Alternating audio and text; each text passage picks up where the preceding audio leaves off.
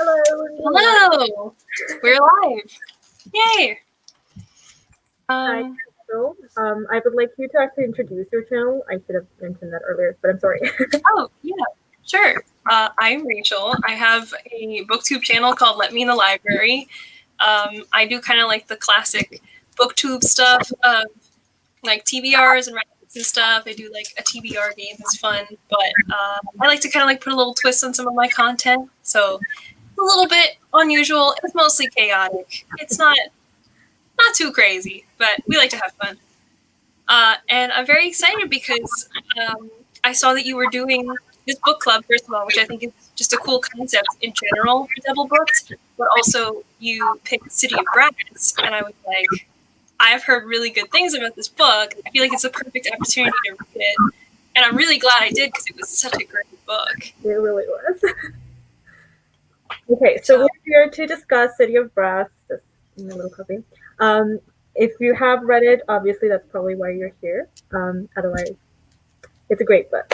Anyway, a lot of stuff happens in this book, and I was just like basically on the edge of my seat for the entire book. Yeah, so when he started off itself, I honestly loved how we were in Egypt itself, and I was actually born and raised in Saudi Arabia, so I kind of saw like things in there that was like culturally the same thing that I had seen as well, and I was like, oh, this brings back so many like little memories in me, and I was just like it's really nice to see it too, because in like usually these huge fantasy books you don't necessarily see like little minority groups in general that much, and I thought that was really fun to see that as well in the beginning, and it was like I love that to start off.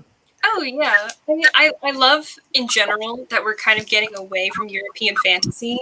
Yeah. I think the genre, not that it's bad, but I think it's so overdone to a certain point that those original stories have some value, but people are interested in branching out beyond that. So for myself, I don't really read that much fantasy, although I really like it, and I'm getting more into it. And I think that this was just a great example of how to go beyond, I guess, like the Eurocentric sort of fantasy systems and stuff like that, but just in general to read about stories and see different cultures represented in them. And this is so steeped in culture. I think that's like just a really cool thing in general to see in fiction, because it's like to some degree. I know that S.A. Chakraborty is white, but I think she's also Muslim. So I think that this still counts as an own voices book to some degree, and a lot of the magical creatures that we hear about still have ties to culture that are real. So that's just such a cool thing to have. Yeah. Even when you actually read the back of the book where they talk about jinns and spirits and stuff, those are actually things that certain cultures actually believe in. So I thought it was really a concept to actually just put in of itself into the book, and it was just really cool just seeing that in general. Starting with Mary, she had like so many like little things to her that I absolutely adored her.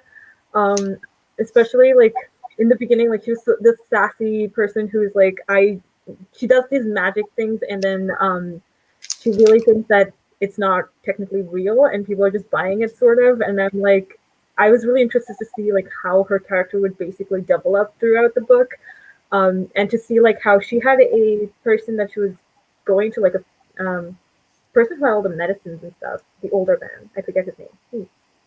Yeah. Oh, I know who you're talking about, but I also don't remember his name. Yakub, if I'm not wrong, but yeah, that person, and I just thought that they had like a lovely relationship with each other too. That was just cool to see in general over there, and just to see that Neri was kind of living by herself, trying to get herself from being really super poor to hopefully getting out of Cairo in the future, and that was really nice to see as well. I'm especially intrigued by non-Western setting. I agree that it was really fun to see that. Yeah. I really liked Nari from the beginning because I think I am really attracted to characters that are different from your typical protagonist because they're not really good guys, I guess. Like, they're not just like straight and narrow, I've always been a good person, I never do anything wrong. but she's like playing the system, and she knows it, and she knows that people believe, whatever they want to hear. So she's going to find some way to sort of get what she wants to get out of this. And it seems like she's been doing this for a long time, even though she's pretty young. And I think that she does a really good job of not falling into like the Mary Sue trap of being, like, she's very smart, she's very intelligent, she's able to trick people and stuff like that, but it's not like she's without her flaws either. So I think it's not ways that she's able to game the system and get everything that she wants, but there's enough of a balance there. The things that she wants, the things that she doesn't yet know, that she now discovers with this whole new world that is opened up to her. Mm-hmm. So I think like the introduction of her on its own was done very well. Like, I don't really think, well, I don't really know, but I assume a lot of people who read this book really dislike Nari because she's a cool person to follow around in the first place. Yeah. I like that she was, like, she really tried with everything that with her little skills that she had, she was able to, I'm eating my own hair. Oh. Yeah, with Nari, like, she was able to almost con people, and just the first person that was there with her to like heal himself, and then she just kind of went on with the whole aspect of like, okay, I know that you're facing this problem, but at the same time, like, I need your money. So like she made this whole thing up and freaked him out enough for him to get out of the city, which I thought was just really, it was kind of funny to see that, like, he was freaking out so much, even though his relative was with him, and it was just like, are you kidding? Like, what is wrong with you? The whole time. And like that, the whole situation was happening like that. It was really funny to read that. Was it like right after? Okay, never mind. She went to actually treat this little girl, and then she calls on like different gods, like little things that she does, like incantations that she does, I guess. She basically called the Deva to her, and without even realizing that she was doing that. I thought that was cool. Like, she had this whole thing where she speaks in different languages and understands it completely without even really doing much about it, which I thought was so cool. I think that's such a cool quality to have, to just be able to know all these languages without even trying at all. I thought that was very intriguing. It's such a badass moment too, isn't it? Where like you would think like if someone's talking behind your back and you're like, yeah, I know everything you just said, and now I'm gonna like. You ever watch those videos where there's like somebody who clearly doesn't look like they speak whatever language it is, and two people are talking shit, and they're just like, actually, it's such a cool superpower. But you would think that like if it's a fantasy world, why are so many languages so important? But it's really so steeped in like political unrest that I feel like it actually works really well. And then it also allows her to connect to all these different cultures. So that's also why, like, when she's singing, I think this is a song, because, like, she's singing Devasti, then it's like, oh, this is this weird language that I know, but I've never heard it anywhere before. So it has this cultural tie to me. Mm-hmm. So then when she hears Dada speak in Devasti, then it's like, there's another person. That's that thing. That's that thing I know. Like, hold on. Now I want to know more about this whole thing. And Dara was so mysterious, but honestly, let's be real. He was pretty hot, okay? He was pretty hot. Yeah. Okay? All right, okay. I know he was like a murderer, but I'm just saying. I completely agree, though. Like, when we get descriptions of him, he's also like super badass, and he was kind of, at first I thought he was like more of a god-like creature. Oh yeah, me too. Yeah, but then he was just like, I'm going to destroy you, and I'm just like, I was really terrified for Nari at that point. I was like, girl, you have to run like right now. But at least like she was able to escape like the Ifrits and whatnot, which was also another scary concept. Like, she was being attacked by these things. And yeah, so Dara being there, speaking this language already that she was basically never heard from someone else before, which was such a cool thing, where she was like, this is from my childhood, I kind of know it, but at the same time I don't know what's going on, because like you might be related to like the whole place that where she was from and whatnot. And I just thought that was really fun to see that, her reacting to that. And also Dara's pretty hot, I agree. I'm talking to Rue because Rue is, I think, like my first introduction to this series, the Daevabad trilogy in general, because I know that she really loves it. Mm-hmm. And so, of course, I read the first book, and then I was screaming to her and just texting her, like, what's going on? Oh my god. And at the end we were both like, but Dara's pretty hot though, right? Okay, all right, okay. Just so we can say. Okay. He's evil, he kills people, but he's still pretty hot. Like, I get that. Like, I don't totally agree with him morally, but, Yeah. but okay. Yeah. You know, like the part where they were traveling through the desert area. Mm-hmm. Have you read the Lunar Chronicles? No. No. Okay. There was actually one of those books. It kind of reminded me of Crust from that because the whole like desert walking thingy was happening. But also with their what was his name? Katani? What was his name? The bird thing? Kazir? I don't know how to pronounce. I don't remember it, but it's Kazir. It's Khazyur. Yeah.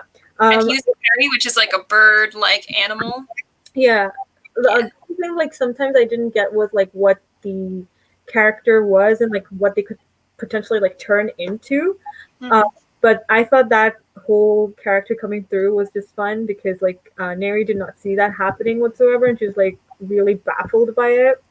And I thought that was fun to see, and also that whole relationship that he has with Dara was also intriguing to kind of see because like what did they have like in their past, like what happened in the past for them to be like buddy with each other. Like that was nice to actually figure out. I thought that was really cool. But like I feel like that I forgot his name again. Who? Kazir? The Birdman. Yeah, the Birdman. We're calling him that. Yeah. I like that he kind of left early though. Like I don't know why that quickly. Why was I mean, honestly, I don't feel like I had a lot of connection to him. So I mean, okay, dear audience, we're going to spoil this book now. So in case there's anything that you don't want to get spoiled, maybe you should leave. But Kazir like shows up, and I think like the reason he had to show up narratively is because between Nari and Dara, it's like, tell me more about you, and he's like, yeah. But the fact that like a figure from his past shows up and can have some kind of relationship with him shows that like, okay, there's more to this world than just like one weird guy that I don't really know who won't tell me anything. But then Kazir kind of disappears, and then later on when they're like fighting with the Ifrit and stuff, there's some solution, but then there's more Ifrit, and then the Mari show up, the sea, the water thing. I don't remember what it was exactly, but that shows up, and then like Kazir sacrifices himself, and then Nari is like, no, and Dara's like, we have to leave, and she's like, but that was your friend, I can't believe you did this. And I was like, I mean, like, yeah, you barely know him. I'm kind of confused why you're like so torn up over this Birdman you don't really know.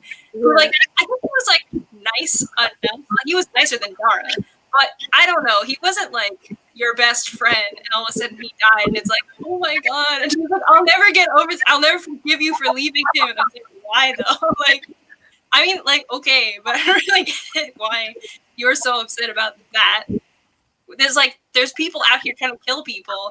I understand the frustration because Dara wasn't really telling her that much until right before that, when he finally started to explain the whole history of Ava, which was really interesting. I loved that a lot. But I thought that was, I mean, I think that's way more interesting as a whole, and like all that history and everything like that. But then when Kazir showed up again, I was like, who's this guy? Oh yeah, okay. Like, it went over my head too when it was like that scene where he just shows up and it just writes like Kazir, and I was like, wait, who is this person? Like, I was like, wait, who is sitting there? Like, what? And then I had to go back. I was like, oh, the Birdman. And I was like, why does Neri have this whole connection with him? Because in the beginning, they really didn't. I didn't feel like they connected that much either. They barely talked. Yeah, it was maybe like a one-liner at tops, I feel like, and then it's suddenly like he like deserved a good burial or whatnot, and I'm just like, girl, just run for your life right now. Like, I have nothing to do with him right now, and I don't know. She was like not forgiving Dara, and I'm like, what is going on with this whole situation? Yeah, I thought that was a little like over. She kind of, okay, like, I hate to tell a woman that she's overreacting, but I kind of feel like she was a little bit overreacting. Yeah, that was a little bit of an overreaction. I was just like, maybe not. You shouldn't have done that, but like, okay, I guess. But it was a little weird to me. A little bit, just a little bit. But yeah, I mean, I was listening to the audiobook. I also have the physical book here, but I was mostly listening to the audiobook for this. So it was cool because I could actually hear the way that all these names and different words are meant to be pronounced. So that was really cool because then I went back and I was looking through the book and I was like, oh, this is that. Okay, this is that word. But when they had just said Kajir, I was like, this could be anything. And I was like, oh, it's the bird man. Okay. I got you. Because it's like, I mean, there's a lot of, I mean, I feel like generally we read in general a lot of like white centric stories because that's what is published. So it's not really of anyone's fault except for the publishing companies. And then if you don't expand your worldview beyond just what the mainstream publishing is, up until probably like around 2019, 2020, when we've started to like really focus on doing more stories. But I feel like as a result, considering how much media we consume that's very white-centric, anytime that there are words that are not fitting into that Eurocentric vocabulary, then it makes you kind of go like, okay, wait, I need to write this down. Like, I don't fully know what this word is, which is fine because you're learning whatever it is. But it does make it like a little bit more confusing. So I had to take some notes just so I could remember exactly what everything was. But I actually think that even though there were, a lot of different words that I did not know going into this book, it wasn't really that hard to keep track of anything because, like, with the exception of like the bird man who showed up like twice, everybody else, I was like, yeah, I know exactly what that is. Yeah, I know exactly what you're talking about now because, I mean, it is like kind of a long book, so you hear it a lot, you keep reading it a lot, but at the same time, I was like, it makes sense, and I feel like it's a difficult line to walk to say like I'm going to present this book to an audience of people who may not have read books like this before. So I need to make it approachable, but at the same time, I want to represent this kind of culture that I'm putting into the story, and I don't want to like cheapen that at all.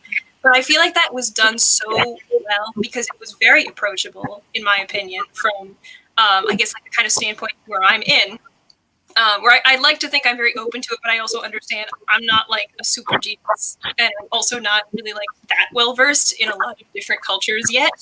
But I think that it was just done really beautifully because it was really cool to hear about each of these different things and to also understand the political stakes, that it wasn't at all like totally romanticized or totally I don't know, like it wasn't just like here's a cool word for you to remember later, and here's just one of them, so you can feel like oh, good culture. But it was like no, I mean, it really feels like you're learning something that's just totally different, and it's just as valid, and it's interesting. And it's not interesting because it's cultural; it's interesting because it's interesting. You know what I mean? Yeah. Like I just thought that was so cool. Again, it's cool. I just think it's really cool. I love this book. It's really good. But to touch on like the history, I just thought that was a really amazing thing, and I was kind of surprised that we got that relatively early in the story. But I'm very glad that we did because I think that without that, none of the rest of the story would have made as much sense as it did.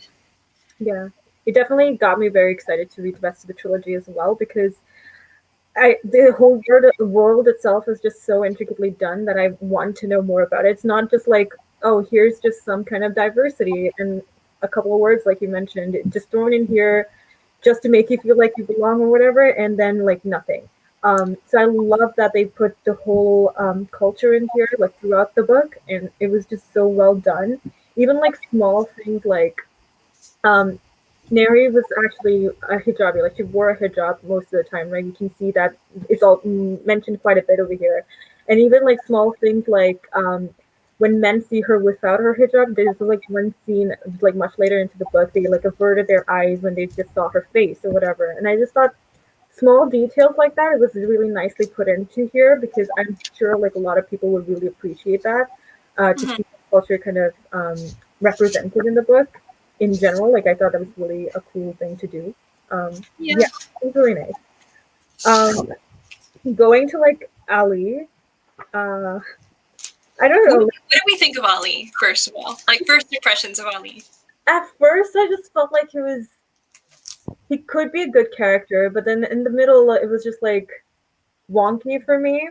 So, I don't know, like, by the end, I was like, okay, fine. Like, I can understand like, where his character comes from, but I'm just like, I don't know. Like, I feel like he was a child, basically, in terms of this whole world, right? He was, like, basically a child. So he's, like, trying to figure himself out or whatever. So it made sense the way he was like, acting the whole time. And also he had this whole notion to him, like, he was better than everyone just because he was almost, like, cultured, I guess. I don't know if that makes sense. But yeah, at first I found him, like, a little too much, but he started going on me, basically, by the end of the book, at least. I definitely know what you mean, because I think when he was first introduced, I was like, who's this clown? And he just kind of like, you know, he was just like, oh my god, we should have peace. And I was like, I mean, it's not that easy. Like, okay. I mean, like, I don't disagree. Yeah, civil rights, totally. Yeah, but also he was like, we should just do it because it's right. And his dad was like, we literally have a job and housing shortage. Explain to me how we're going to do this. And he was like, I mean, I don't know. And I was like, thank you. Oh my god. Like, it's very refreshing to read a story that you know is going to have some kind of like political revolution. And it's not just like, we're going to overthrow it because I want to, like, because we believe. And like, it was actually generally like kind of realistic in the sense of like, yeah, it's not as simple as we just hate them because we're so awful. And like, we're just racist towards these people for no reason. But like, there was a lot of that history that kind of made sense for why there was so much tension between different tribes of Deva.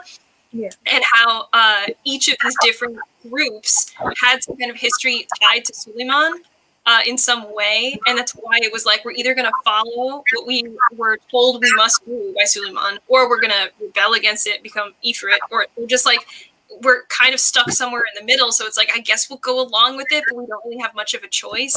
And then feeling like, well, if we, I guess I should probably use names, but like,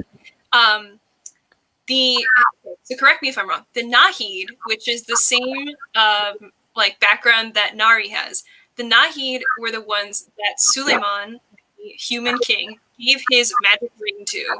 So he gave it to the Nahids, and then they were the first, like they became royalty. So from that point, they kind of just carried out everything that Suleiman wanted, as far as Deva just kind of being like knocked down a few notches, where now they're stuck with the inability to transform, so they can't metamorphose anymore, and they also don't live as long, so they only live for a few centuries. Which, by the way, when Dara was like, hey, we can only live like 300 years now, and like Nari was like, oh my god, only 300 years? And I was like, ma'am, if you're used to living like 3,000 years and you can only live 300, think of what that would be like for you. If it was like, oh, I live 100 years and now I can only live 30 years, you'd be like, yeah, I mean, that sucks. Yeah, that sucks. But if you're talking to a fly and the fly's like, oh my god, you only get to live 30 years. Oh my god, like, okay, like, just let's have some empathy, man. Okay, that's all. But right. So then, from that point, who was it? Because it's Ali's family, the Gaziri. I think they were the ones who overtook the Nahids, and then they took their place with at the top of like this whole royal family in Daevabad, and then they sort of had this whole like, because they overthrew the Nahids, so it's kind of like we're sort of enforcing the whole thing with Suleiman, but like not really. But also like we hate the Shafi because they're part human, and if we allow like another Suleiman to rise, then everything could be way worse.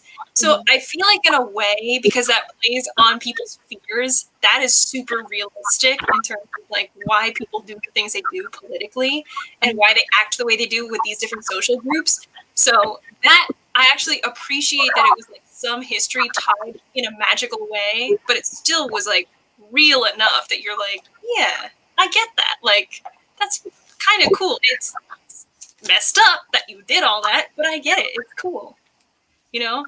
Yeah. But one thing that I couldn't like completely understand was, you know how Dara was actually like a slave, right? But who was he like tied to essentially? And so, like, yeah, I'm kind of confused about that as well, because it seemed like Ali's, so later, like shortly after this whole thing got explained, was when Muntadir took Ali down into the crypt and showed him the Nahids, and then they found Dara's ring. Right. And then that proved or like it very heavily implied and therefore proved that Ali's family was the one who basically like took Dara to the Ifrit, or like gave him up to the Ifrit, and the Ifrits were the ones who enslaved him. But I didn't fully understand how that worked because it seemed like the Ifrit drowned him in order to enslave him, which was why he was afraid of water. But I didn't understand how you enslave somebody. Is it like you defeat them and now they're your slave? But like what I kind of got through that was that basically with Ali, when he was drowning, he gave up his name, right? Maybe that was something that happened to Dara too, and he was like drowned and then he gave up his name and then got enslaved. I don't know if that's possible, but like something similar happened. But like the whole ring situation, I was just like, I didn't really understand the significance until like much later. Also, what like how did that ring thing happen? Because there's definitely a lot more backstory to it, but I didn't completely understand that. Maybe it's going to be expanded a little bit more into the next books because we definitely did talk about that thing later on, like in the very end of this book. But yeah, why was the ring technically there? Like the Katanis, right? In the Katanis, like graveyard basement thingy. Like I don't get that. Like why was it there? Like how is Dara like kind of free in the beginning? Like I don't get that part. But yeah, I want to figure it out. Yeah, I feel like a lot of the stuff with Dara is still really mysterious because they like kind of were all of the characters were sort of like just beating around the bush of like Dara's a bad guy. You shouldn't trust him. And then finally at the end, Nari's like, it doesn't matter to me. And the king is like, then it won't matter if I tell you. He was so awful. Let me explain. Go off, queen. Listen. It was so like he went on and on about how like terrible Dara was, and I was like, okay, all right, okay, valid. I guess I get why you don't like him so much. Fine, but sorry, go ahead. Oh, I was just saying, like, but I still like that's just his like brutal like history as a warrior, but I don't really understand how that whole thing works with the whole fact that he could be revived with a ring. Because remember when Mari saved Dara from the flying Perry, like the really big one, and he cut his way out, then she healed him. Right. And then he felt there was no heartbeat. So it was like, is he dead? And then later on, she was like, you should marry me. And he's like, I'm dead, bitch. What do you mean? Like, I'm dead. What? Wow. And she was like, I don't care. And I was like, you should care. Wait, hold on. We should talk about this. What do you mean you don't care? I need to know. What does this mean? Also, like, as long as he has the ring, does that mean he's not going to die? Like, was that the whole situation too? Because then that would mean like Neri would grow old and essentially die later, whatever, depending like if she's also living for a couple of centuries, maybe. I'm not sure about that situation either. But like if she's living for a couple of centuries and Dara, as long as he has his ring, he's gonna live forever as a dead man. And she was like, oh, it's fine. And I'm just like, girl, you need to set your priorities straight. Like, weird. This is a horny teenager talking. It's fine. I don't care that you're dead. It's okay. We'll make it work. Like, okay. All right. But there's also like this is actually much into the book, but there are some people that supports Dara and like they're really glad he's essentially back and they're supporting him completely, right? And I think this is tied into when they go into the temple place as well, and then they're like, oh, so happy to see him, and I'm just like, but do people like him, or is he like this horrible person that the king had actually mentioned? And I'm just like, I don't get it. Like, which one is he? Like, I don't know which one to support, basically, because it didn't make sense to me, because some people were like super into him being this warrior person, and some people were like, he is a death machine, essentially. Yeah. I wonder if that's just like a lot of his past is not common knowledge, and just the fact that he is like a surviving Deva warrior is what makes people like flock to him. Because we basically have like, I think we have two different groups or more that are living in Devabad, right? So like there's the ruling Gaziri family, which includes Ali, Muntazir, like everybody who's royal.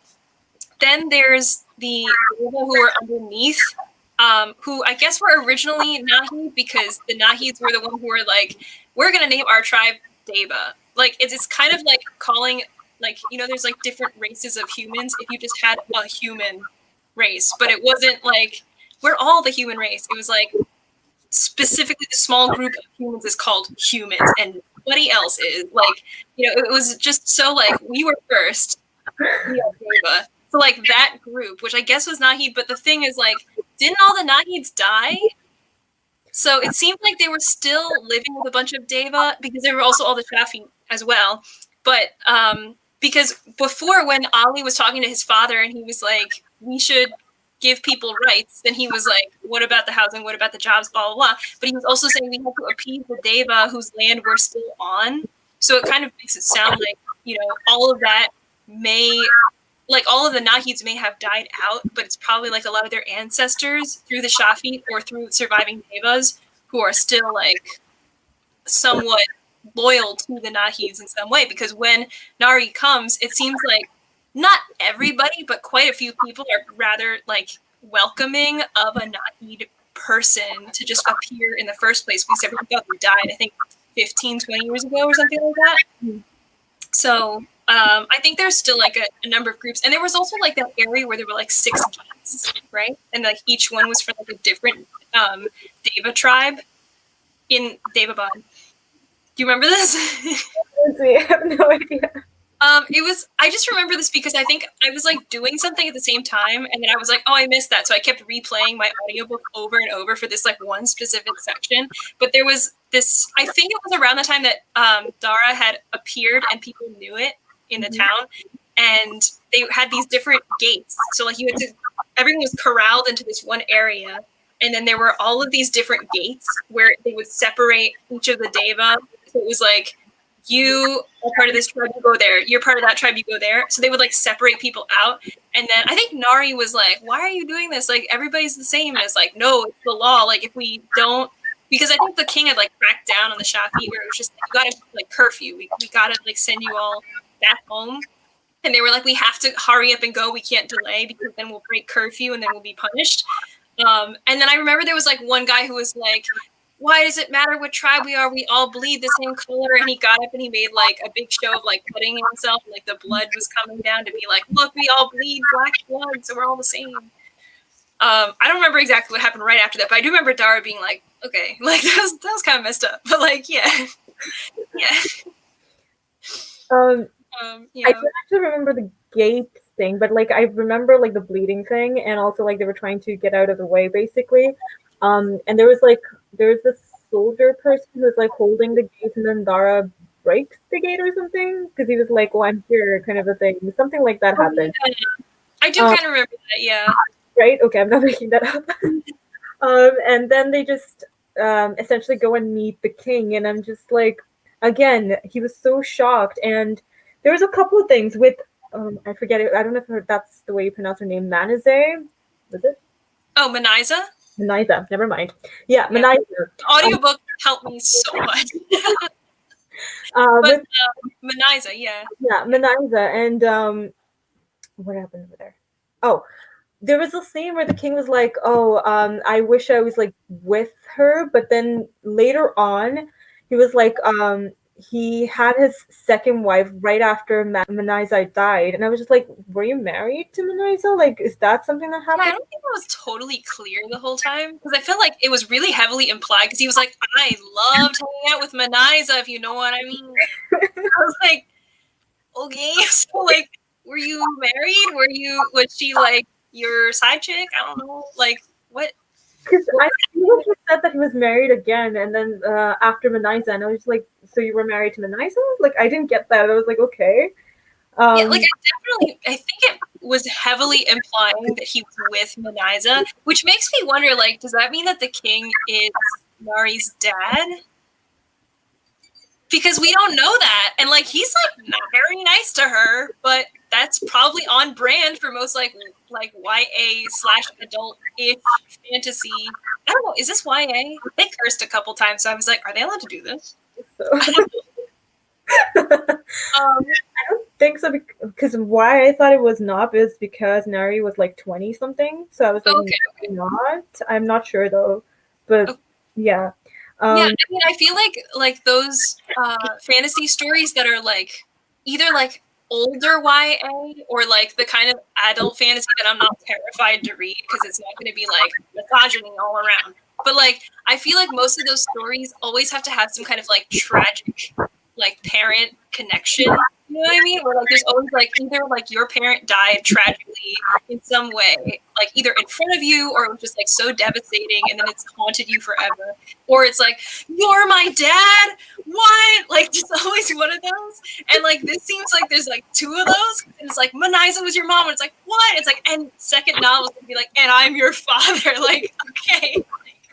So also, like, if that was the case, then it's kind of disturbing because with Muntadir, I think she's getting married. She got married, right? Yeah. Mhm. With the like, wouldn't they be like half siblings in that case? And I'm just like, isn't that just Yeah. like, Yeah, and that's also weird because they were like, oh, but you have to bear an heir so we can continue the Nahid tribe. And it's like, not with him, maybe not. I don't know. But also at the same time, like consider her different suitors at this point. Like the people that she's interested in. Number one, she's not interested in Munzadir, but she married him. So like, okay, I guess he counts. Ali definitely has a crush on her, like real hard. She Yeah. doesn't see him that way at all. Not even like, oh, I see you like a brother. She's like, I see you as like Ali, just Ali, like that's it. But he is like crushing hard. Obviously, she has the hands for Dara. Dara's dead. So how are you going to have heirs with a dead man? Okay, explain. I don't think like biologically. I'm just not sure that's going to happen. Like Ali, it's just like I don't even think it's even like in the cards. I don't think it's going to happen. But like with Muntadir, it's just like I don't know. Like I kind of liked Muntadir's character throughout the story because he was like looking out for Ali and he was like, listen, I know you're like headstrong and you have all these ideals and stuff you want, but it doesn't work like that. It's not as simple as that. Let me show you and explain to you. And like even when they were at that thing where like there were all the different women who were like dancing and stuff, and Ali was like, oh my god, Muntadir, you are such a like playboy, you are constantly with other women, like you can't be like this. Aren't you supposed to be like this important person? You can't be doing all this stuff. And he's like, Ali, we have to do these different things. Like, this is the way that, like, being Ka-Ed works. You need to do this. I need to do that. This is just the way things are. You should, like, kind of get down with this now before it's too late. You should understand your people are looking for you. So I was like, Muntadir isn't so bad. He's, like, looking out for his bro. But I just feel like towards the end, he was just, like, such a cold-hearted kind of guy. And, like, he just sort of, like, went along with this marriage with Nari, even though he clearly knew that his brother was in love with her. And I don't know if that was, like, even something he had a choice in, per se, because it seemed like it was all political games and just, like, we're just doing a marriage of convenience in a way. But I also was just kind of like, I don't know if I really like Muntadir anymore. I don't know. But then there was the ship scene. That was wild. The thing where he fell in the water, and it was like, who died? Because honestly, they were like 3 different people might have died. Each like different scenario, each happened, but also they didn't. I was so shocked. I was just like, I don't understand how people have said that nothing happens in this book. What? Where? Where did nothing happen? Every single chapter, I was like, no! Like, oh my god. What? Yeah. That last thing was just, like, it was so I don't even know how I felt. I just like it was so thrilling, but I was also scared. Like just I don't know. Oh. Everyone was getting hurt too. Like at first, I thought like when he got shot with the arrow by Dara, and I thought it was Muntadir at first. Me too. Yeah, the way it was written definitely implied there was like Muntadir who got like I think it was like through the neck too, or it was like he got like shot with an arrow. And I was like, Muntadir, why? Like, why? And then the next chapter, Muntadir was like, no, my brother. And I was like, wait, but you're the one who got shot. You should look out for you. And he was like, how could you shoot my brother in the neck? And I was like, wait. He's the one who got shot. I'm like, wait, I had to go back again. I was like, is he not dead? Like, how is he talking with like an arrow? Yeah, like, is he like bleeding out of his neck? Like, how could you do this to my brother? It's like, bro, like, what are you doing? And then like when he falls into the water and the whole like what is that? They were not Ifrits, right? The Marid, I think it was. Yeah. Oh, was it Ifrit? Are they? They're not type of Ifrits, though, are they? I thought. Okay, wait. No, you are right. It's like the Nadrid. I think it's at the end of the book. It has the glossary and it tells you exactly what everything's called. The Marid, yeah, extremely powerful water elementals, near mythical to the Jinn. The Marid haven't been seen in centuries. Yeah, Because remember when they were like, it was the Marid, and then they were like, girl, if you say Marid one more time, I will exile you. They've been dead for centuries. Stop bringing them up. This is stupid. Stop. And she was like, it was literally them. They were like, do not even talk to me about the Marid. Don't. Yeah, it was super creepy too. And I was just like kind of scared of Ali. Like, is he like right now? I don't even know if he's actually technically alive or is he kind of like Dara, like in between or whatever. And then leaking water, like he was sweating buckets and felt like, and it was like, bro, are you okay? It's so bad for you, but like, what is this? Yeah, I don't know. I feel like I didn't even know what to think after that whole scene happened because I couldn't even tell like who's alive. Like, because I thought that Ali. First of all, I thought Muntadir died and he didn't. But that was just like I didn't understand the writing. I think like the way it was written was just not clear. But then I was like, okay, Ali died, and then Dara died. So I was like, okay, so is this like the feminist revolution where it's like, oh, you have 3 love interests? No, you don't. No, absolutely not. Where it's like, okay, but I don't know. Just like at that point, I was just like, I think I just need to go along with the ride and stop thinking because I'm not even sure like what is going on at this point. But I feel like even the characters themselves were confused because then Nari was like treating somebody and then Ali was still alive. And she's like, Ali's alive? What? And I was like, yeah, that was like 2 chapters ago. He was alive. Wait, what?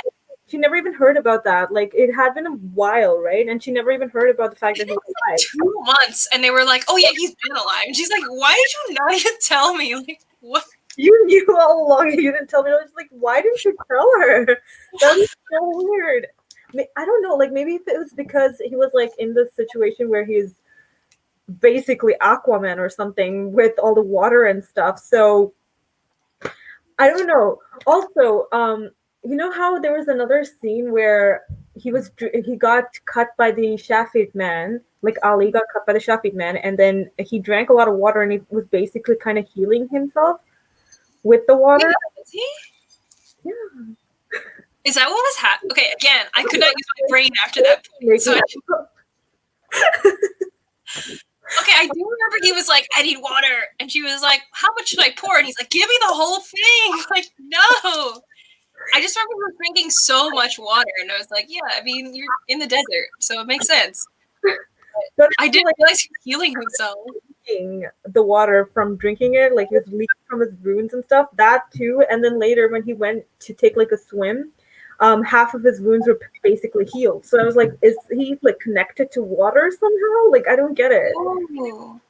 But then it also makes you think, like, is he actually even Ali? Or is he like some like creation that's like Ali? Is actually Ali? Because then, like, if he were still tied to water and they were like, okay, this is our asset and we're using this to like get back into like Devabad and like cause trouble, we want to keep him healthy. So we'll heal him via water powers because we can do that and keep him. Because I feel like if they did that, they would keep like Ellie's consciousness in there somewhere to some degree. Because I feel like this is just a hunch, but I just kind of feel like they can't just erase someone and be like, we'll just create a perfect replica of you. That doesn't feel like a water power. That just kind of feels like a magic god power. I don't think that's what they could do. So just based on like what I vaguely understand about fantasy worlds and fantasy world building and the way the stories work, I kind of get the sense that probably this is like some possessed-ish version of Ali, but like maybe it's like a switch and they can turn it on and off and it's just like, we can control you now, maybe like bloodbending kind of, I don't know, but that way it's kind of, because he doesn't even seem to know what's going on, where he's like, oh my god, I can't believe like Dara killed somebody on the boat, and they were like, yeah, you. Like, he's like, what, me? No, I don't remember. I did not die. And it's like, yeah, I mean, this guy doesn't remember everything that's going on, so it does seem like they kind of like wiped his memory in some way, or just did something so like they can kind of keep him very docile, and they could probably like sleeper agent like trigger him to do whatever they want to do in the kingdom.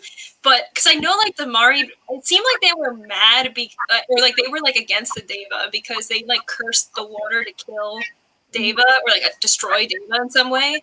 So I don't know exactly how this would all play in with like all the other different like Deva tribes, but it kind of makes it sound like this is going to be like in I'm guessing in like book 2, I'm sure there's going to be like a lot more with all of these different tribes coming together and being like, wait, should we overthrow the government? Maybe we should overthrow the government. And then like each one will kind of be like fighting for power. I mean, like, I have not watched Game of Thrones, but I imagine this could be kind of a Game of Thrones-ish situation, like who should be on top. You know, I think that'd be interesting. But so I don't know.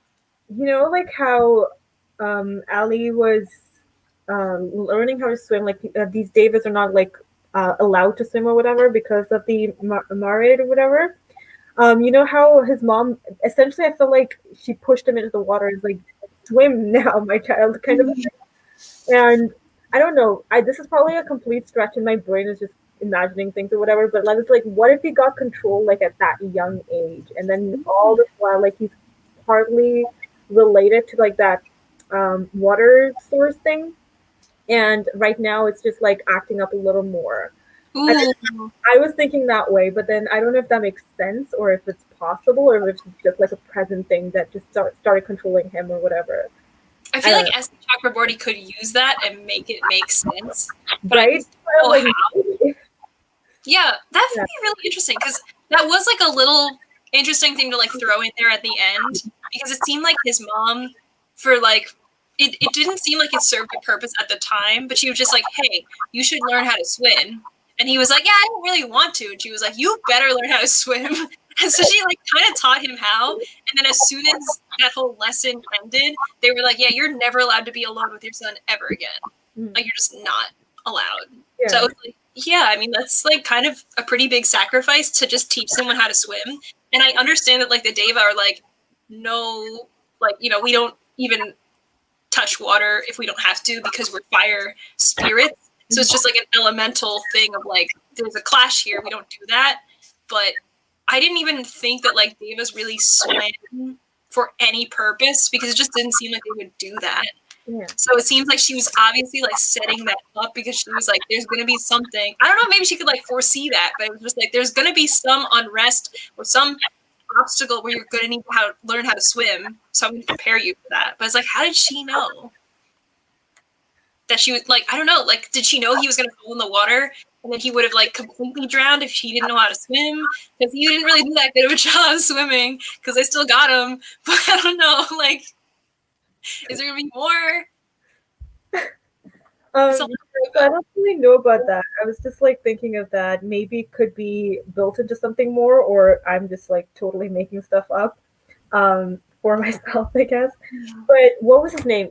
Was it Jamshid, I think? Pretty sure. What was it? It was the son of like the guard. I think it was Jamshid. No? Oh my gosh. Like, he was best friends with Muntadir, basically. Okay, yeah. With him, when they were like in the, is it like a brothel? I felt like it was like a brothel. But when they were like a brothel. Basically. The woman person was kind of interested in Muntadir, and I was just like, okay, is there like a background here, or like Muntadir does not like understand that? But also I felt like Jamshid and Muntadir had like a romantic connection as well, which people were trying to like ignore completely. I don't know if that was like just me reading into it, but he was like super connected when especially when Jamshid's father went to see him on the hospital bed. Muntadir was like holding hands with him, like interconnected, and I was just like, maybe they were together at some point. But like Muntadir was not able to talk about it that much because, well, he has to bring out an heir or whatever. And I was just like, maybe. But that would be very interesting to see, like, if that was actually true or not. Kaveh is his dad, and then Jamshid is like the son. Yeah, so I thought that was like kind of cool. Even so, like when they were at the brothel place, Ali was talking about like, wait, is that woman like interested in you or something? And Jamshid just goes kind of red, and they were just like, I don't know what's going on. Like they're trying to not talk about it. So I don't know. It just kind of hinted me to like maybe they were together at some point at least. Or I feel like I didn't totally catch that, but I could see that. Yeah. And I think that could be interesting, but I'm also not sure how it can be used in the story.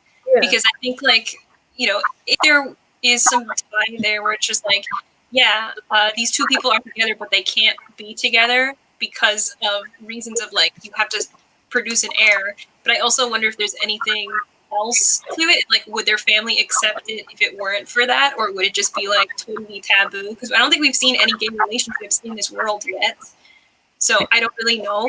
Taboo just because of the culture that they're in. It would be definitely taboo. But then That's what I would think. So I don't really know, like, is it an exact parallel, or would it be like, oh, it's okay here? Because I think that's also, like, an interesting conversation to have about how a lot of the times fantasy writers are like, you have to do this because that's what's historically accurate, but also it's fantasy, so you can do whatever you want. So it's sort of like pick and choose which things you want to include and which ones you don't. But I don't know. It's like, I like bromances. I think they're cute. Where, like, there's just two bros. There's no romance, but they're just like, you're my bro. I love you so much, bro. Bro. I love that. But at the same time, I think it could be cool as long as it's not like a really heartbreaking or like queer baiting situation to also see a queer couple that has this exact same kind of like cultural background and for it to work.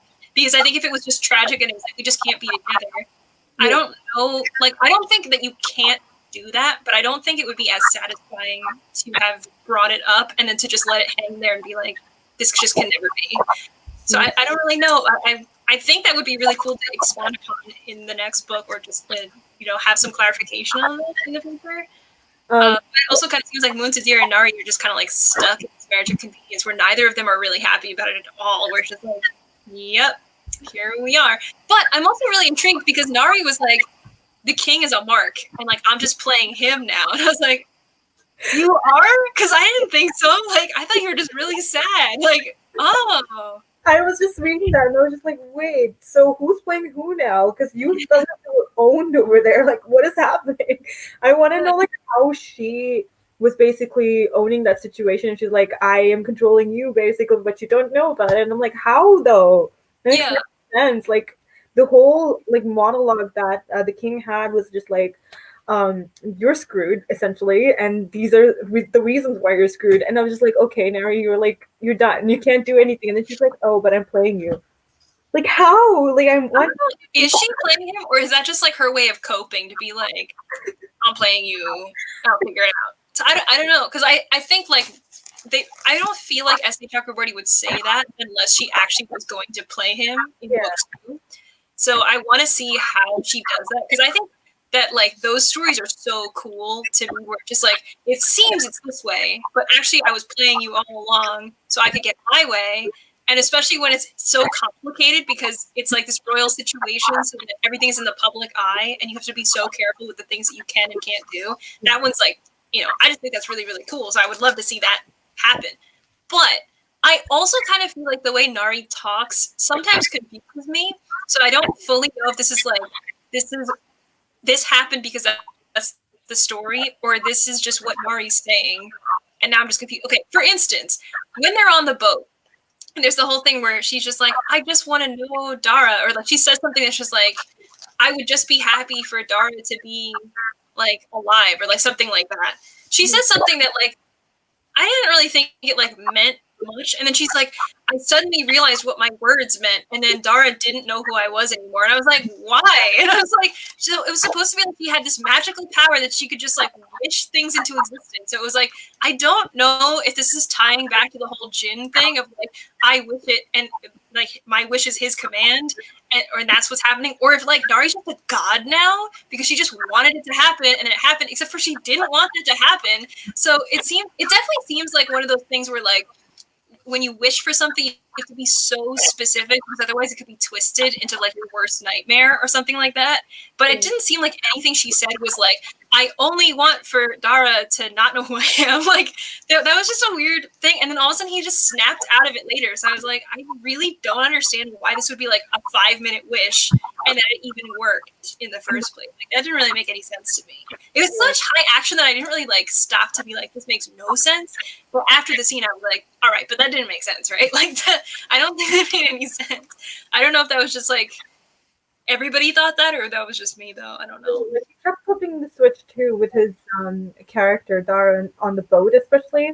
Like he was suddenly it looked like he was being controlled, and then suddenly it was like perfectly normal. And I'm just like, what is happening? Like, why are you switching? What is happening over there? Like, how are you getting controlled? And when Nari did say that dialogue, I was just like, it didn't feel like she said anything wrong for him to like flip the switch and be like, I'm going to kill everyone now, basically. And I was just like, how did that happen? It did not make sense to me at that point. It was like, this man is kind of odd right now. Yeah. But I liked how like Ali like cut off his finger and then like he turned into ashes. But towards the end of the book, we can see like Nazreen and the Kave. They were talking, and then they bring up the ring. I'm pretty sure, and then they're just talking about like how they could essentially bring back Dara, but not give Nari the hope that that could happen. But like Nari is going between like Ali and Dara at this point. Like she's friends with both of them, but like she doesn't know like where to stick for that. And I'm just like, I don't know what's going on. Like, is Dara gonna come back at this point?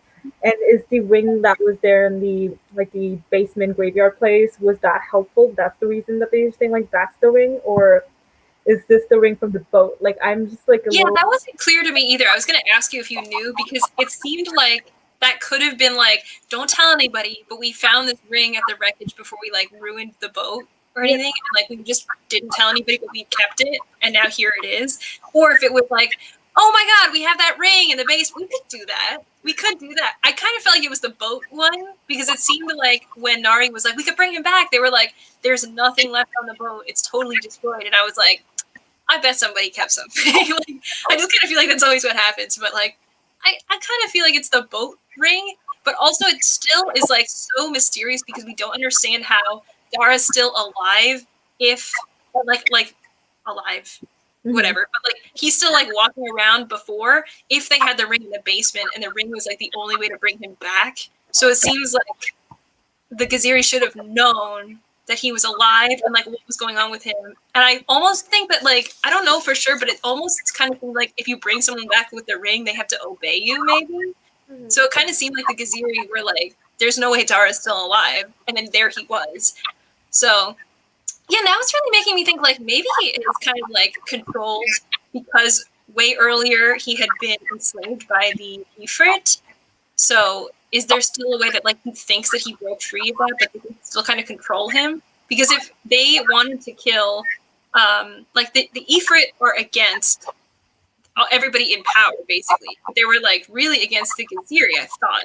Or no, they were really against the Nahids, I'm sorry. They're really against the Nahids. They want to kill everybody from the Nahids. But it also kind of seems like anyone who enforces Suleiman, they also want revenge. So if they tried to kill the royal, like, Qaed, then it seems like that would be accomplishing their goal. But I also don't understand why they wouldn't just kill everybody on the boat then, because Muntadir is still way higher in power than Ali.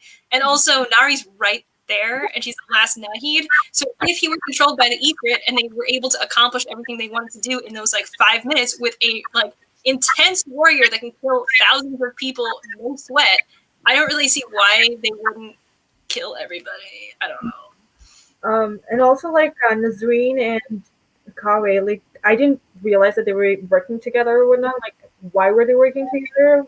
And they're like basically, I thought they were like more supporting the Nahid or whatever, but then they're technically supporting Dara as well because they're hoping to like revive him.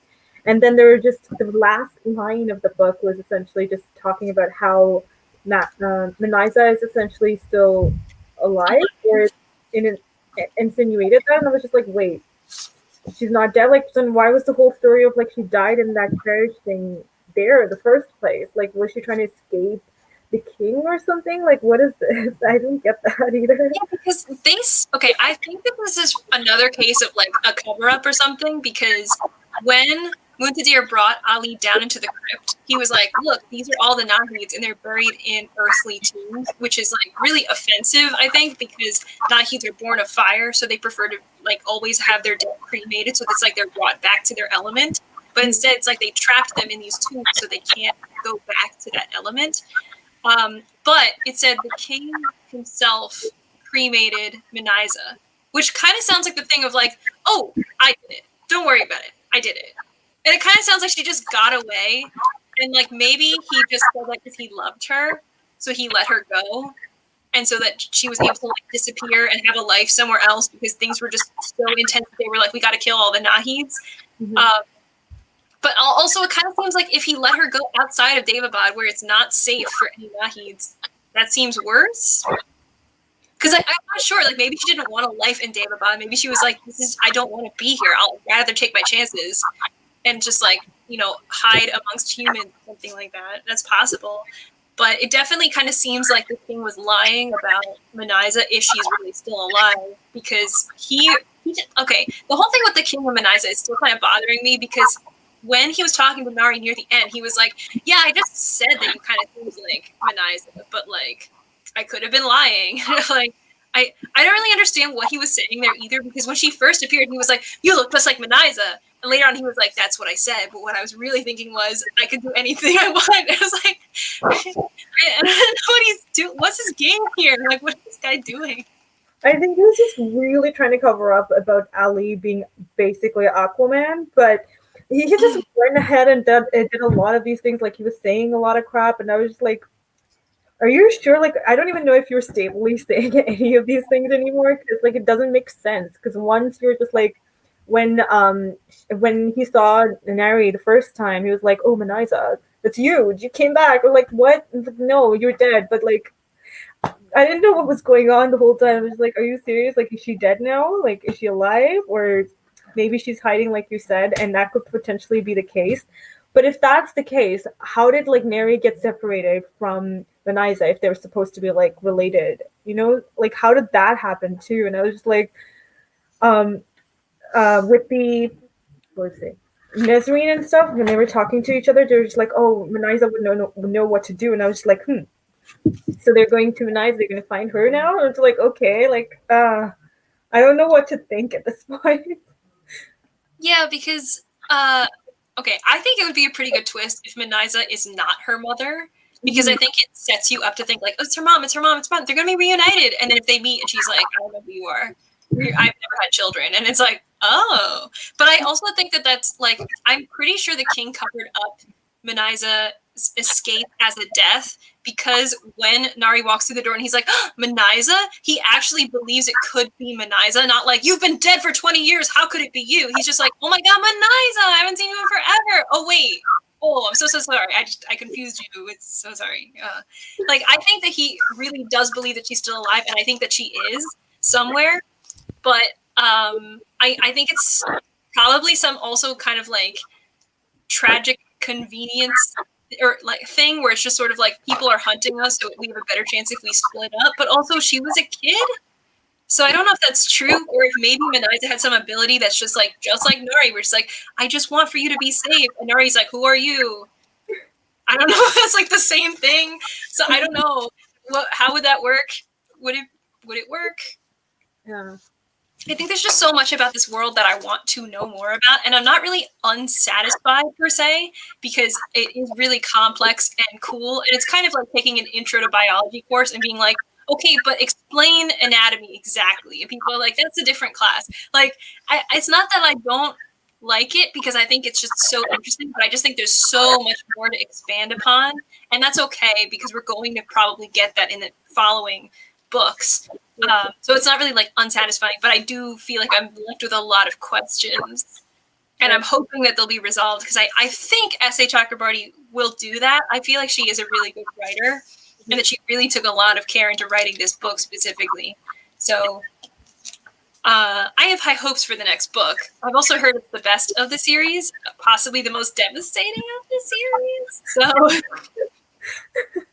So, but also like Ali's sister, in the beginning, she also shows like some powers to, not in the beginning, like in the very end when Ali's having like memories and stuff.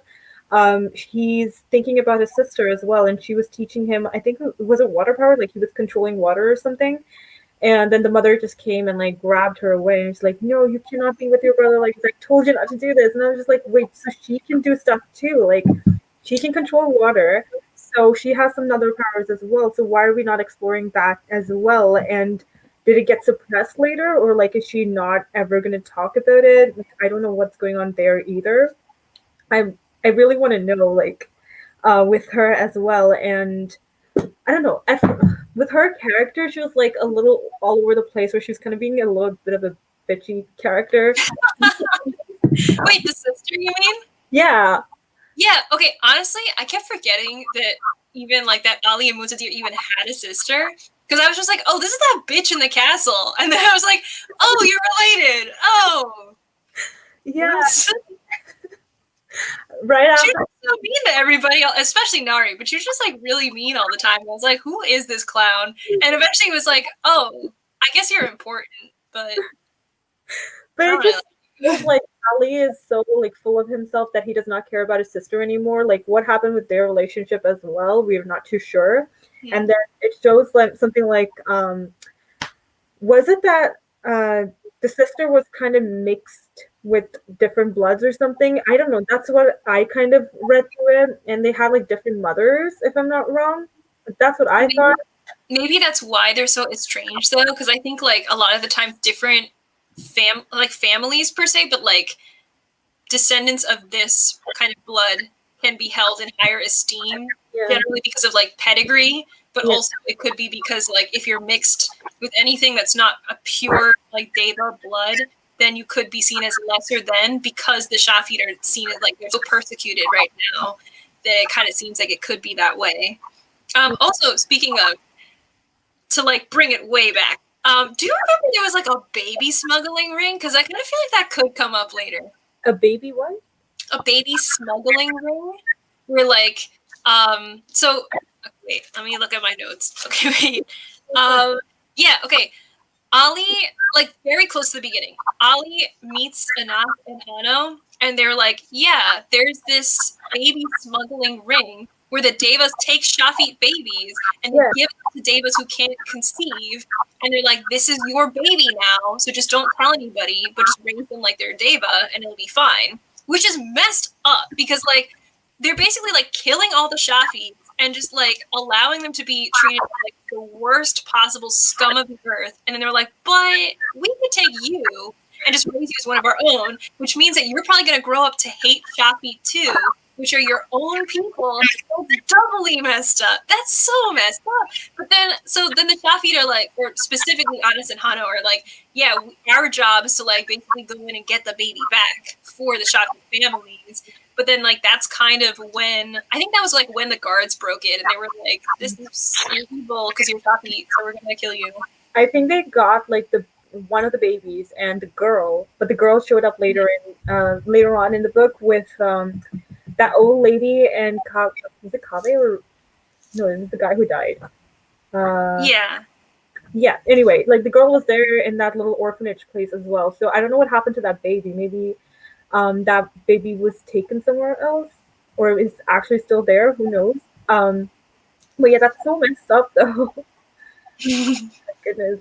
But I wonder, like, if that has any ties to, like, any of the characters that we know, if any of them are actually, like, secretly Shafi babies.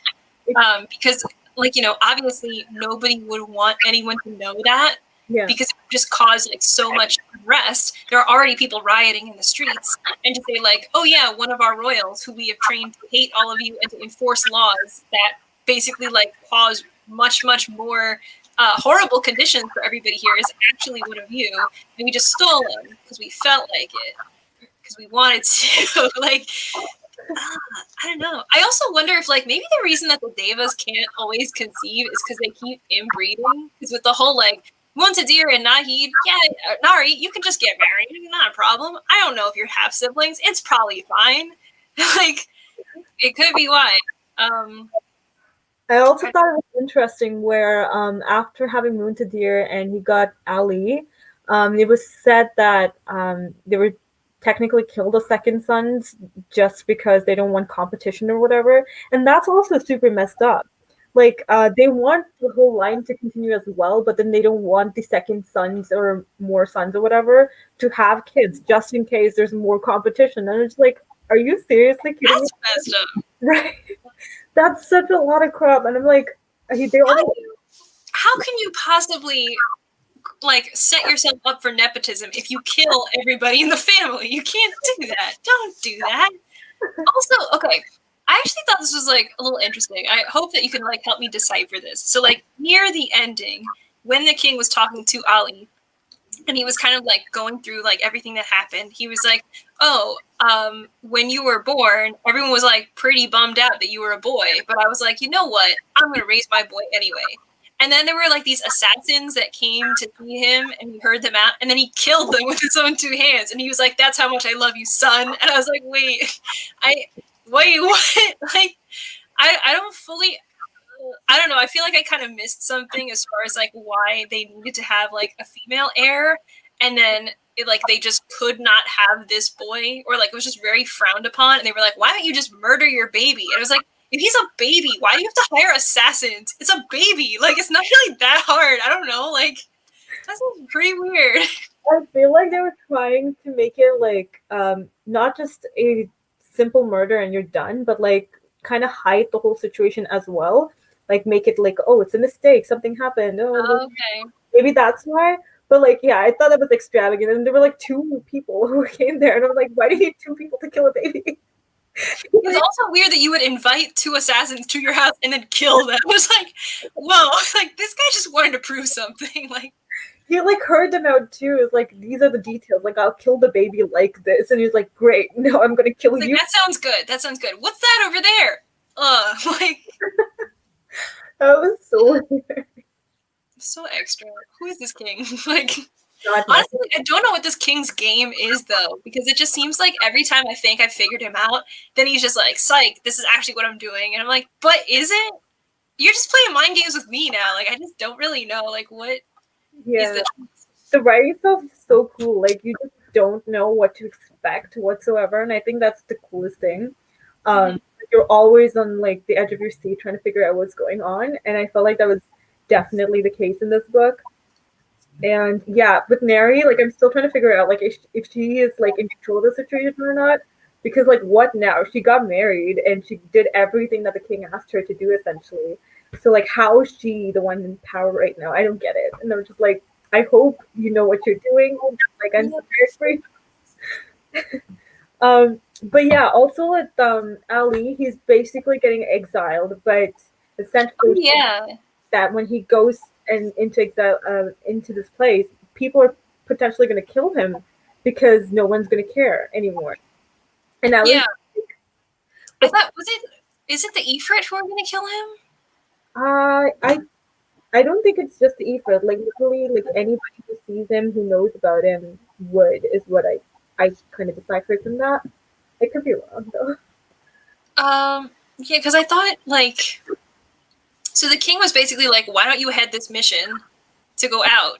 And then Ali is like, "Oh, you're killing me," Mm-hmm. because it's yeah, because I think it was kind of like all of these people who were against the king and against like the royal family would never dare to like launch an attack, but because he'll be so far away from the kingdom and everything like that, and I guess like everyone else kind of generally understands you've basically been exiled at this point, then they'll feel more comfortable launching that attack. They'll go through with it because they're much stronger. Yeah. And then nobody will really have a problem. It'll be like, oh my god, he died. Oh man, try again with the next one. Like, oh wait, we only have one left because we killed all of our other sons, but it'll be fine. Stupid, stupid. What if Nari can't produce an heir? Then you're done. You're done. You got the sister who you hate. So then now what? Like you're done. I don't even know if like the line would go to the sister in any sense of the way anyway. So I was just like, if you don't have a lot of sons because you need heirs, what if your firstborn does not make heirs? Like what is wrong with you? Why would you kill them? Like I don't get it. It's so stupid. Yeah, I mean, like, I guess they have, like, really intense healing abilities because, like, basically people are, like, on death's door and they're like, we'll just take you to, like heal you up. And, like, the fact that Nari's there and she's like, I basically have held a scalpel once. And they're like, cool, do open heart surgery on all of these people at the same time. And she's like, I can't do that. And they're like, why not? Isn't this your heritage? Your parents were doctors. How come you can't? It's just like, come on, okay, stop. So, like, that's a lot of pressure. And, like, I think that's also a cool thing, like a cool superpower also that, again, kind of seems like a thing that I wouldn't normally be like, oh, the best superpower. But she can basically heal anybody, but it's really difficult to figure out how to do that because it doesn't even seem like there's a handbook on like say this and think of that and then it will heal this person's wound. But a lot of it is just kind of like touch and go of like, yeah, I want this person to live, so if I just wish it hard enough, maybe it'll happen, but I don't know. And I feel like in most situations where you said like I wished it and it happened, you'd be like, all right, this is pretty lame. But the fact that it is like kind of a genie sort of situation makes sense. But also it's so like finicky. It doesn't always work. So it just kind of leaves you hanging of like, is this how you do it? Is this not how you do it? And even she doesn't know. Mm-hmm. So like she was trying to heal a woman who was like really annoying, and then didn't she make like a snake come out of her or something? And she was like, "Oh my god!" And it was like, well, I mean, shouldn't have tried it, but like, all right, she healed you though. Like, to it, I was like, "Oh dear, that didn't go well." rate me 5 stars on Yelp. All right, I'll see you later. Like, Yeah, they basically asked her to like heal that guy, and then she killed him near the end with like because they were like cut through this thing, and she's like, I don't think I should do that. And it's like, well, he's either gonna die like when you cut him or like pretty soon after, so it almost doesn't make a difference, but like you should try to heal him. And his wife's across town, so hopefully she'll make it here. And I was like, she's definitely not gonna make it. And then she like, I mean, that was really devastating though, because I imagine that when you are any kind of like medical professional and a patient of yours dies, you take it really hard. So I definitely understand why she was so torn up on something like that. But I also think it was just really like silly for them to kind of just be like, you have to do it.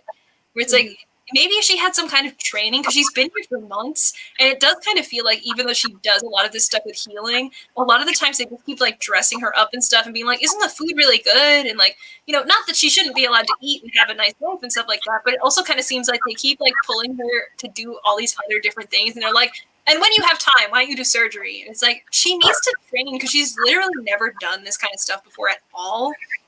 But then it sets her up for then if she fails, they can be like, why do we even have the Banu Nahida? She's not even that good. So like then we can just get rid of her. Point too, because the king wanted her to fail in the first place so that people wouldn't be like worshiping her or whatever. Yeah.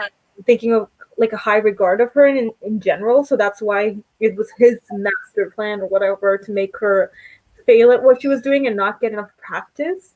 And it was really messed up too. Like obviously, like if you are a medical professional and your patient does end up dying, that's gonna hit you hard so badly. And obviously that's something that happened to her right now, and she's like, I don't know what to do.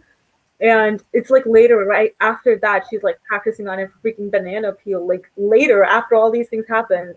And I feel like the timeline in this book was like so quick. Like it at some point they were like, oh, it's been a couple of months since like Dara left to find I'm just like, wait, 2 months already? Like what happened in that time? Like I couldn't even figure that out. And I was like, oh, that was quick. But if she was there for like 2 months when Dara left, I can imagine like it has been like nearly half a year to a year.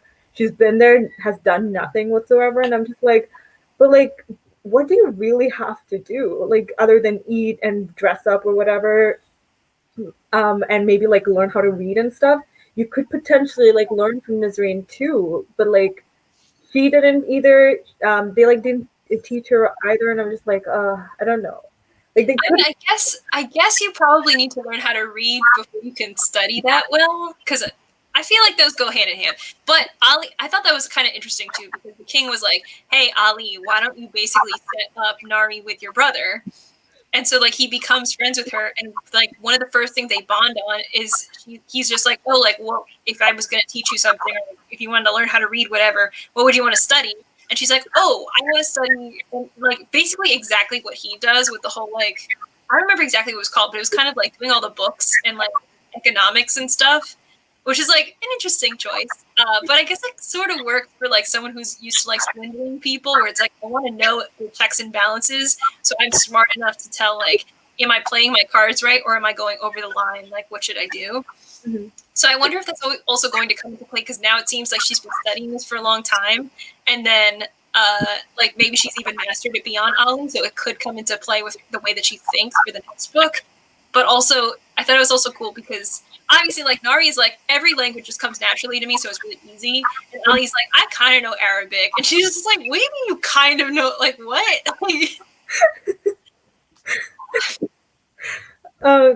Maybe like the fact that she was learning economics might have also helped her like outplay the king later. Yeah. Maybe because she's studying so much of it, it could potentially help. I don't know, but like that's a cool concept. They like tied in to the next couple of books. I think that would be cool too. Um, but towards the end, also, like Neri loses her ability to heal herself, which I was like, I don't know how she lost it, to be honest. Like, I don't remember like why she lost it. Yeah, me And neither.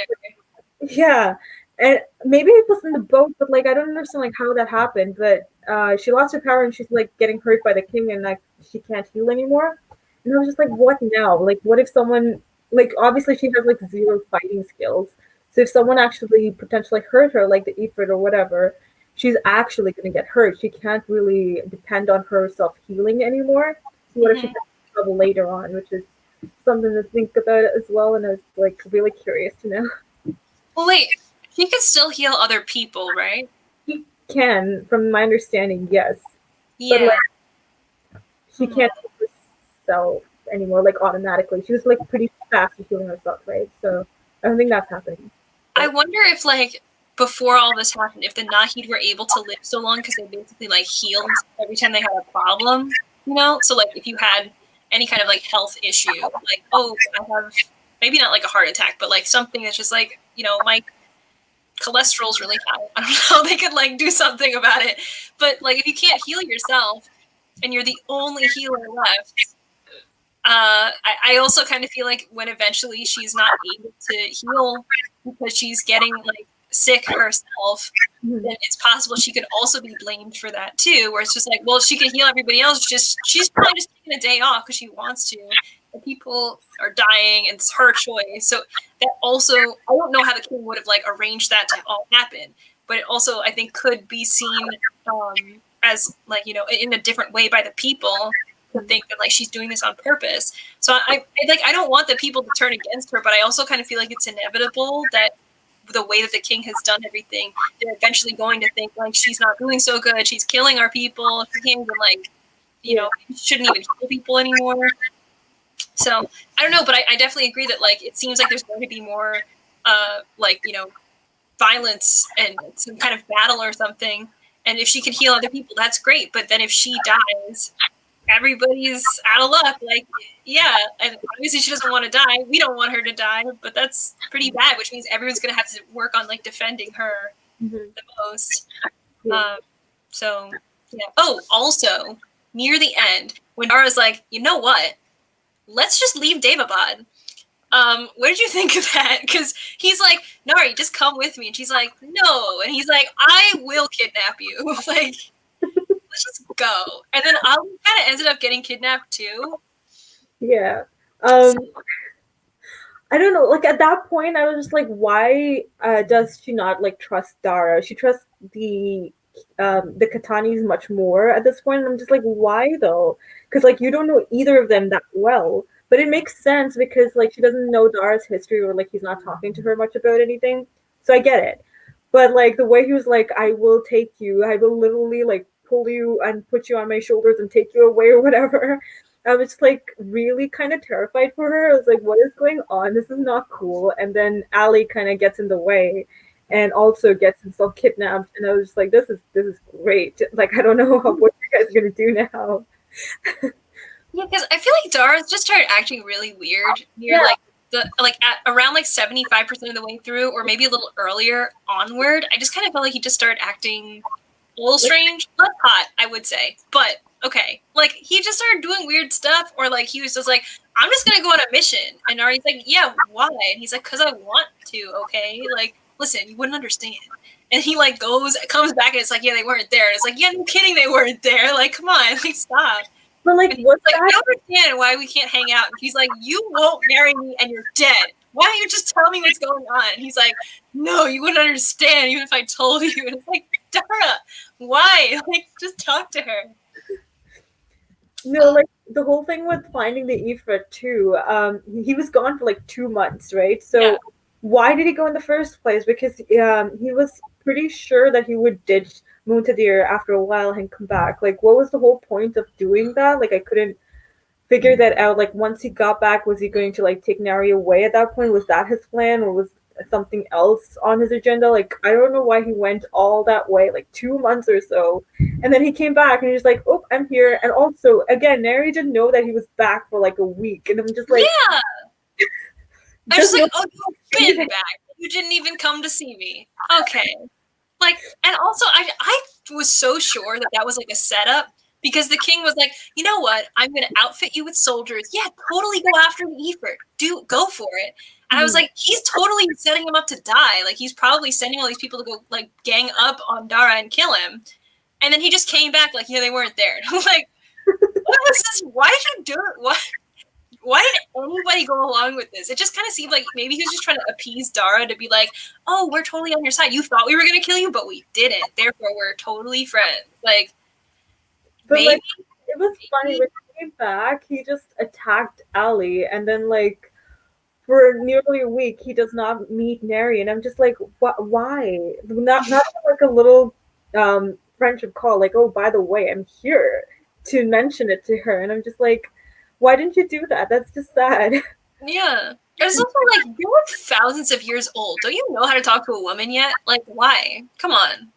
I don't know. The other thing is, like, I normally am very against the whole, like, oh, I'm actually 1,000 years old, but I just look like I'm 17, so we could be together. Like, I don't really like those very much, but I just feel like the fact that, like, Nari and Dara's romance is there, but it's not, like, the most important thing in the story means that, like, I don't know.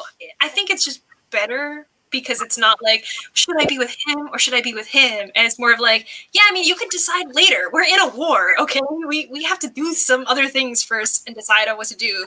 And like, I don't even think the war is brewing, but I don't think it's there yet. Mm-hmm. But I think even as we're like approaching that, the idea of like, who should I be with is not even close to the front of Nari's mind because there's just so much about her own past and then just the general lore of Daevabad that she's still trying to understand.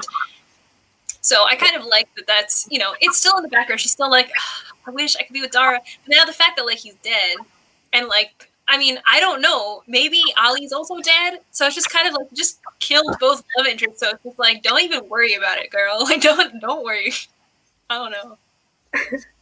Like they're just hiding everything right now, so I'm just like, I don't know. The next few books are going to be fully packed with a lot of different information, and I'm just like so excited for it though, just to figure out like what is going on. Maybe Dara is going to come back, but even if he's coming back, like he's probably not going to be in his older body. If that's the case, like that's what I'm thinking, because we're supposed to have like a host person to be in, right? Isn't that the Yeah, so like, would he take over someone's body, or would he just be like, would they have like a dead body and he goes into that, or does he just appear and just like, it's me, like, but you can't touch him? Like, I'm not sure.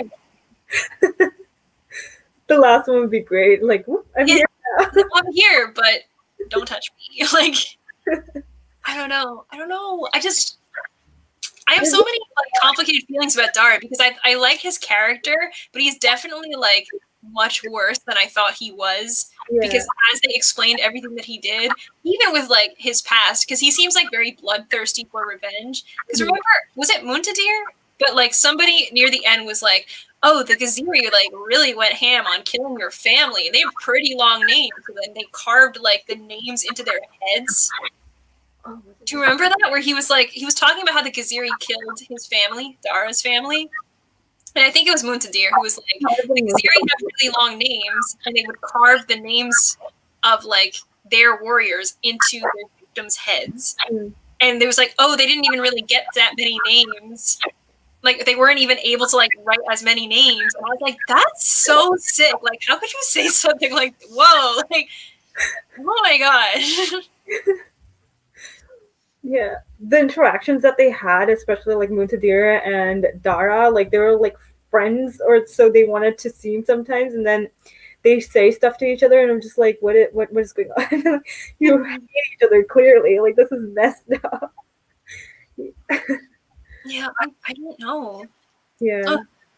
I don't know. Muntadir was like kind of brutal sometimes, especially towards the end, where he was just like, this was not necessary. Anymore. I think he does not care about Ali anymore at this point because Jamshid is also like basically hurt, and because Ali had been hiding a lot of stuff, and that's why Muntadir is like, I'm done protecting you, like I'm done with this whole situation. So I kind of see where he's coming from, but at the same time, he just became so brutal in the last like little bit, because he was like so indifferent to everything, and I was like, oh my goodness, like I don't know what to do now.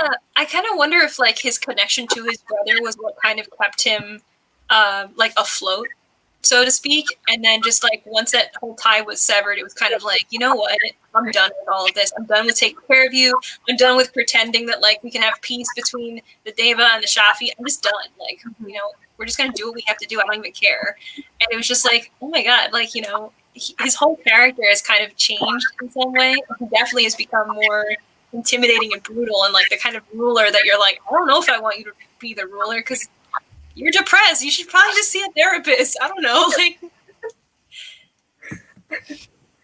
Yeah, but I'm definitely excited for the next few books, and I would love to know everything.